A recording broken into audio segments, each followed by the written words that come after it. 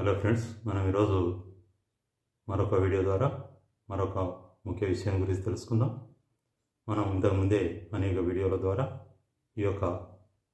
మన ఈ వాస్తు ఛానల్లో వాస్తు శాస్త్రానికి సంబంధించి అనేక విషయాల గురించి అనేక వీడియోల ద్వారా మనం తెలుసుకోవడం జరిగింది. ఈరోజు అదేవిధంగా మరొక ముఖ్య విషయమైనటువంటి వాస్తు శాస్త్రానికి సంబంధించి ద్వారాలకు సంబంధించి, అంటే ద్వారాలు మరియు సింహద్వారాలు లేదా ఏ ఇతర ద్వారాలైనా ఏ ఇంటికైనా ఎలా ఉండాలనే విషయం గురించి వాస్తు ప్రకారం మనం ఈ యొక్క వీడియోలో తెలుసుకుందాం. ముఖ్యంగా సింహద్వారం అనేది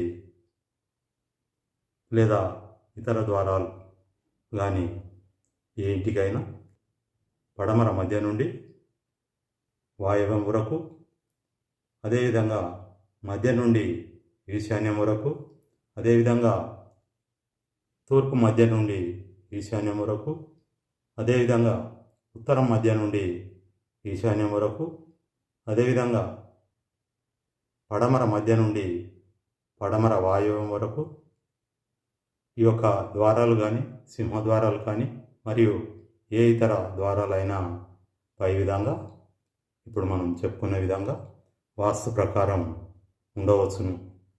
అదేవిధంగా నైరుతిలో ఎలాంటి ద్వారాలు మనం వాస్తు ప్రకారం అయితే ఉంచుకోకూడదు, పెట్టుకోకూడదు. అదేవిధంగా మనం బయటకి, అంటే ఇంట్లో నుంచి బయటికి వెళ్ళడానికి కూడా నైరుతిలో ఎలాంటి ద్వారాలు మనం వాస్తు ప్రకారం ఉంచుకోకపోవడం మంచిదని కూడా మనం ఇక్కడ చెప్పవచ్చు. అదేవిధంగా ఉత్తర వాయవ్యంలో కానీ మరియు నైరుతిలో కానీ, అదేవిధంగా తూర్పు ఆగ్నేయంలో కానీ ఏ విధమైన ద్వారాలు ఇంటికి సింహద్వారంగా కానీ మరియు బాల్కనీ లోపలికి కానీ